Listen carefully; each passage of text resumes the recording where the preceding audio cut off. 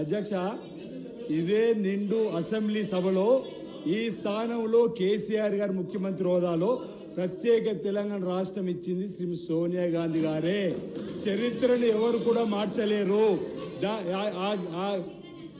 కాదే అది అంతేగా సాక్షాత్ కుటుంబంతో సహా శ్రీమతి సోనియా గాంధీ గారిని కలిసినరు, వారి కాళ్ళను మొక్కినరు. అంతేకాదు అక్కడ మా పార్టీని మీ కాంగ్రెస్ పార్టీని విలీనం చేస్తామని చెప్పని కూడా మాట ఇచ్చి ఇక్కడ దిగి మాట తప్పినటువంటి వాళ్ళ అధ్యక్ష ఈరోజు ప్రత్యేక తెలంగాణ రాష్ట్రం 100కి 100 రూపాయలు 4 కోట్ల ప్రజల ఆకాంక్షకు అనుగుణంగా ఇచ్చిన మాటకు కట్టుబడి ఇచ్చింది కాంగ్రెస్ పార్టీ. శ్రీమతి సోనియా గాంధీ గారు మన్మోహన్ సింగ్ గారి నాయకత్వంలో వారు బహుశా వారు గమనించిన లేదా రికార్డులు సరిచేయమని చెప్తున్నాం అధ్యక్ష. వారి మాటలను ఒకసారి గతంలో ఉన్న ముఖ్యమంత్రి మాటలకు వీరి మాటలు పోల్చి చూసుకోమంటున్నాం. ఈ క్రెడిబిలిటీ ఈ భారతదేశానికి స్వాతంత్రం తీసుకోవడం కోసం పోరాటం చేసుకోవడం కాంగ్రెస్ పార్టీ. ఈరోజు కేసీఆర్ గారు అన్న మాటలు కూడా వారి సభ్యుడు తప్పడితే ఎట్లా అధ్యక్ష? వారు కేసీఆర్ కూడా కాంగ్రెస్ పార్టీలో ఉన్నారు, కాంగ్రెస్ పార్టీ బాధికి ఉన్నటువంటి వారే. ఈరోజు వారి మాటలు నిరుద్యోగ భృతి వాళ్ళు ఇచ్చారు అధ్యక్ష, డబుల్ బెడ్రూమ్లు ఇచ్చారు అధ్యక్ష, గతంలో దళిత 3 ఎకరాలు ఇచ్చారు అధ్యక్ష.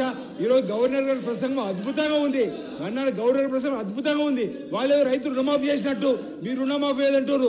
2 మాసాలైంది అధ్యక్ష ఈ ప్రభుత్వం వచ్చి. గౌరవ ముఖ్యమంత్రి గారి ఆధ్వర్యంలో ఇప్పటికే 2 పథకాలు అమలు చేసినాం. నిన్న మన గవర్నర్ గారి ప్రసంగంలో మరో 2 అమలు చేస్తామని చెప్పినాం.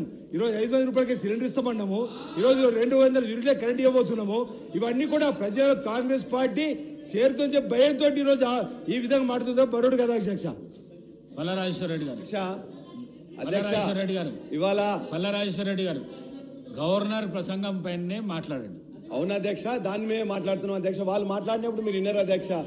వాళ్ళు గవర్నర్ ప్రసంగం కాకుండా మమ్మల్ని తిట్టే దానిలోనే మొదలు పెట్టిన. మేము తిట్టట్లే.